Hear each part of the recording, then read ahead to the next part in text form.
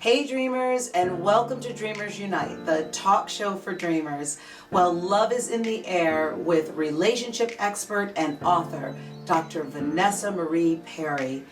We went in for a deep dive. We talked about how do you build personal and business relationships, how do you love yourself more, and we even had a chance to make a vision board, which is a great practice. So sit back and enjoy this episode. Vanessa, welcome to Dreamers Unite, the talk show for dreamers. Thank you so much for being here. Thank you for having me. Well, as you know, this is a talk show to inspire people, and you certainly are an inspiration and very accomplished. Thank you. I think one of the first questions for me anyway, and I think our viewers would be interested in knowing, is what inspired you to become a relationship expert? Well, the funny thing is that all of my friends came to me for relationship advice years ago, way before I became a psychologist.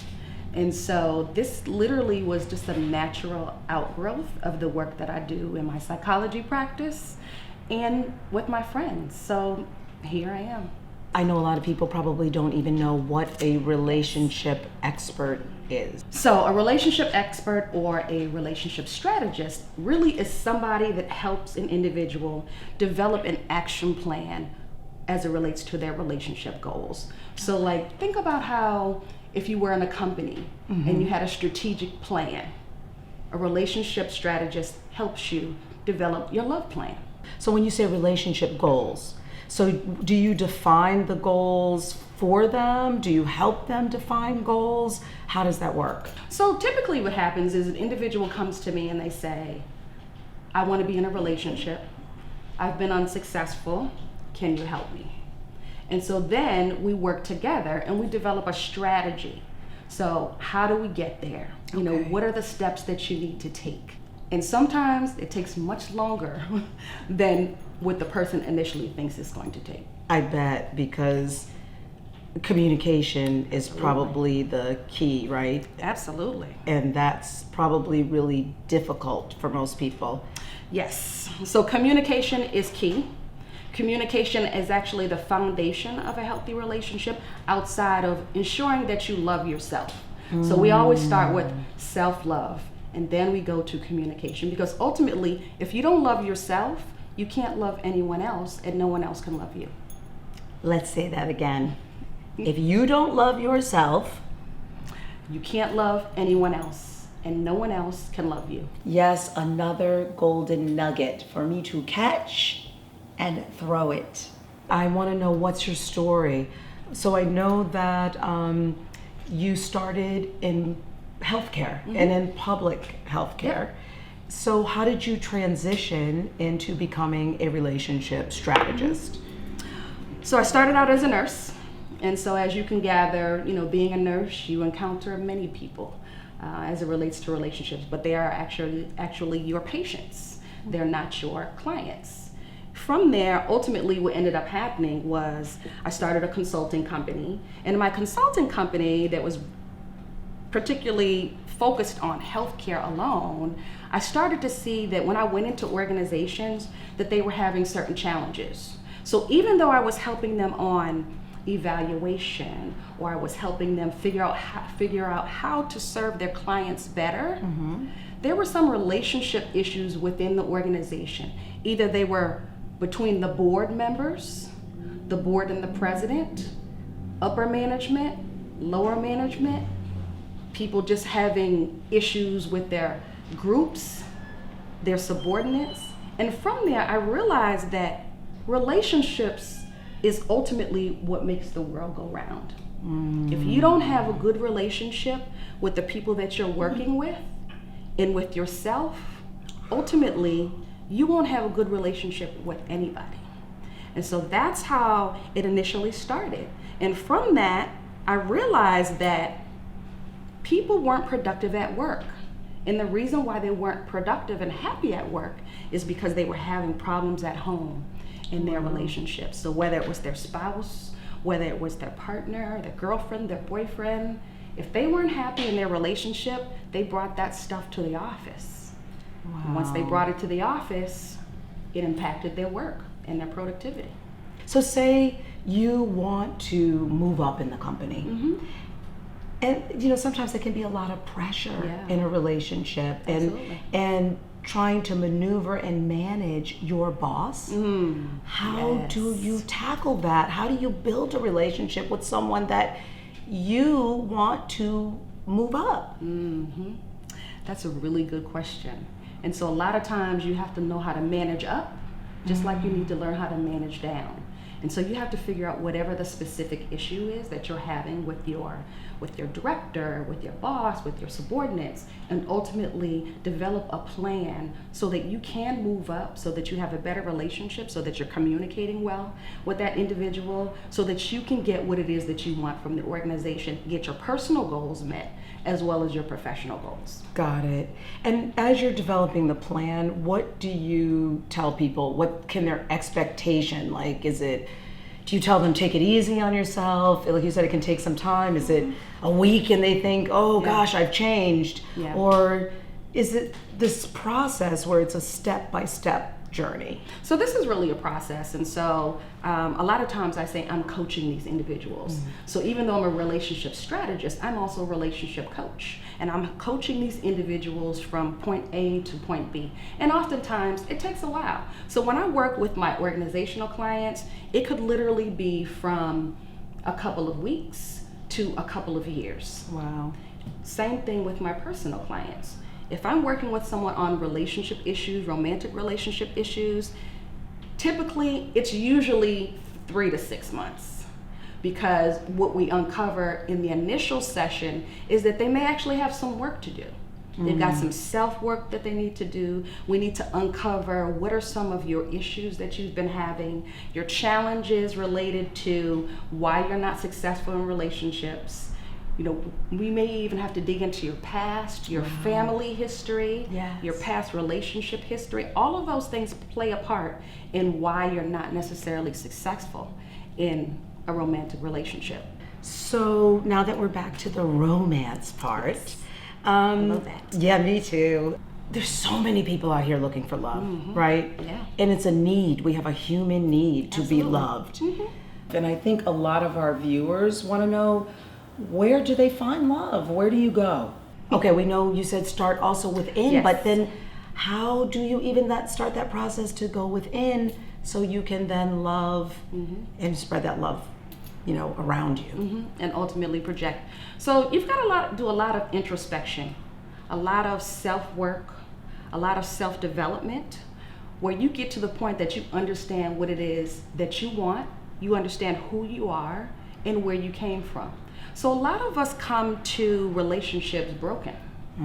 We don't understand how to love. We don't know what it looks like because we haven't seen it at home, or we've seen it on television, and so we fall into the fantasy of what it should look like. And each relationship looks different.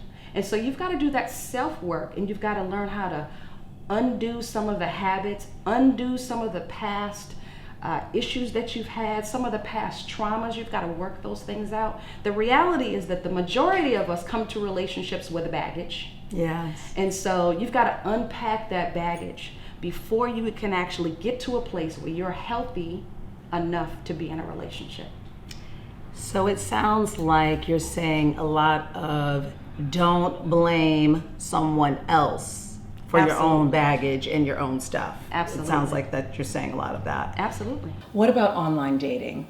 With all of the technology, everyone's on their computer, you can't escape it. How do you feel about online dating, and would you recommend it? First of all, online dating is not for, individuals who don't like people, who don't like talking to people, who don't like going out, who are antisocial. Online dating is really just another way to connect with people that you would not normally connect with. So for example, when you think about your social sphere of influence, you go to work, maybe you go to church, maybe you have your social activities, fraternal, sorority. This is your social circle. You may not necessarily meet anyone in that circle, so online dating opens up the pool of dating prospects. And so someone who maybe lives in a different town, someone who's not in your sphere of influence, that you would never meet, becomes a candidate. And so from that perspective, I am definitely a proponent. So what are the red flags that you should look for when you're for online dating? What would you recommend? Because I'm sure there are some definite red flags, people. You do have to be careful. Yeah, so there are a lot of red flags that you should look for. So first of all, if I just start with the profile picture, a lot of people misrepresent themselves online, starting with the picture. The picture is the first lie. Okay? So you want to make sure that the person has multiple pictures up there, that you see their face, that you see them standing, you see them sitting, you see a wide angle, you see a narrow angle, so you really know what this individual looks like. The second thing that you want to look for in terms of red flags is ensuring that this individual is who they say they are. So a lot of times what you see in the profile is, I like basketball and I like plays and I travel a great deal. And so you need to be careful and ensure that these things are actually true, because oftentimes people misrepresent themselves. And so the individual who says, oh, I travel a great deal, I have a passport and I want you to have one too, does not have a passport, but really is looking for someone to upgrade them. So you've got to make sure that what they write and what they say lines up. And obviously you want to make sure that there aren't any other red flags. So they're not possessive, they're not manipulative, they're not gaslighting you, they're not trying to victimize you and things like that. And so you can very quickly tell these things in a conversation, a very quick conversation, if the person's argumentative, if the person has a stalkerish tendencies, if they have an addictive personality. And I would caution people to make sure that don't just say, oh, I'm going to ignore that. Keep that in the back of your mind, because typically that's a red flag for you, and that's something that's going to be reoccurring. It's going to come up again. So when you see it the first time, don't ignore it. Address it immediately, and if you need to, move on quickly. If someone shows you the first time, move on quickly. Absolutely. Another golden nugget. Yes. Catching, I'm throwing it to you.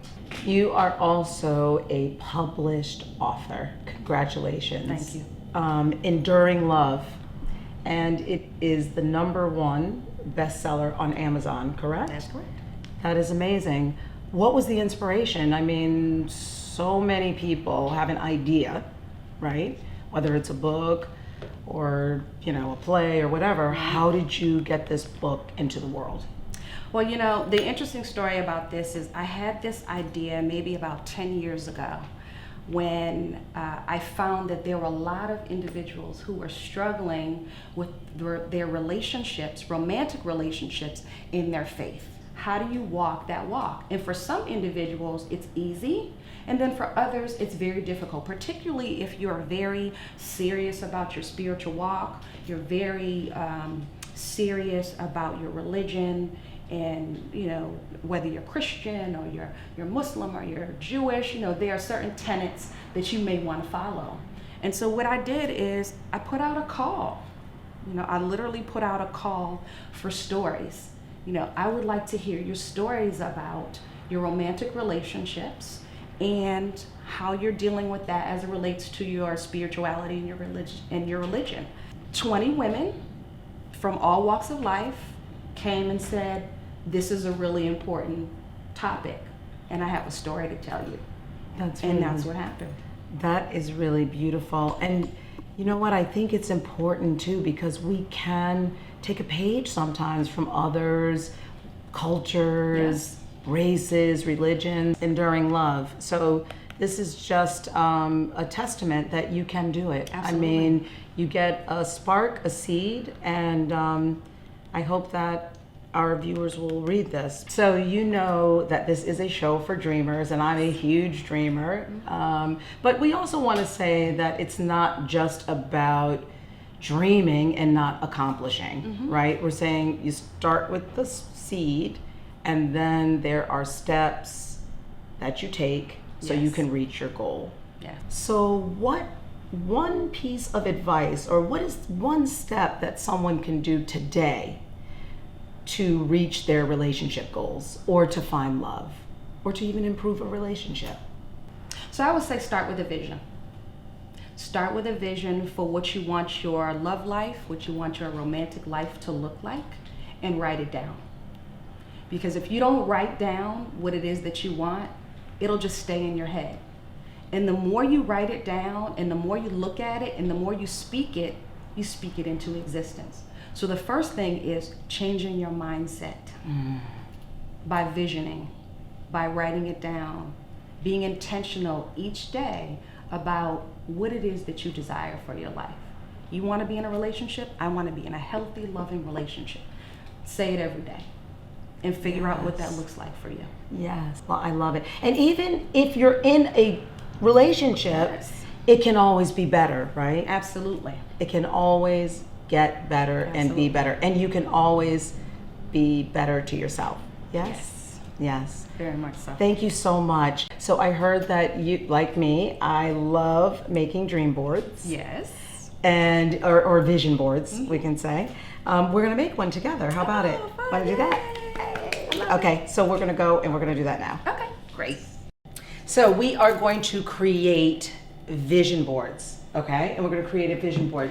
So yes, it's one of your practices, my practice. Tell me why it's important. And we also have, you've actually picked out a few images and words. So give me something, I'll put it on the board, and you talk a little bit more about vision boards and why they're important. Okay.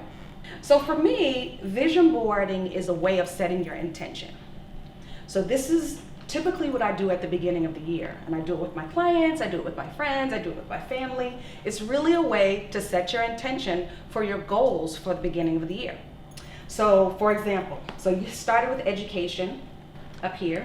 So for me, education was the foundation of the work that I did. So, you know, being in public health, being a nurse, you know, being a psychologist, this has all set me up for the place that I am right now. One of the things that I think is key is health.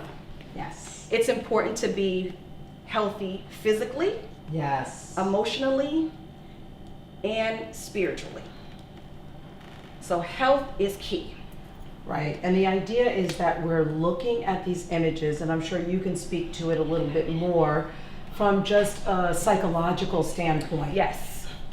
So one of the reasons why we do vision boards is because we want to change our mindset. So the more you see something, the more you will internalize it, the more you will attract it to you. I'm a firm believer in the law of attraction. So when you have these things on your vision board, it's almost like in your brain clicks. Yes. And it says, okay, this is what I need to be doing right now. Yes. And this is what I need to be moving towards in the future. And so you literally have the power to manifest by having a vision board. The next one I have is love is the L you need. So for me, love is the key to a more excellent ministry. Love is the foundation of pretty much everything that I do. So my romantic relationships, my friendships, my family, my business relationships. Love is the key.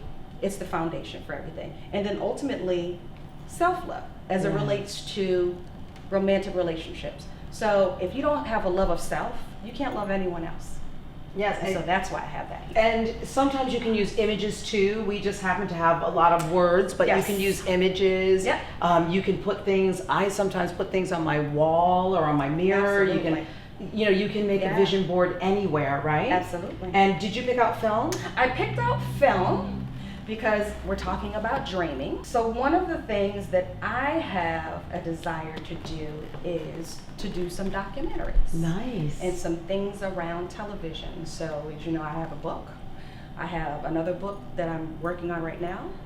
And hopefully I hope to translate one of those books into a film.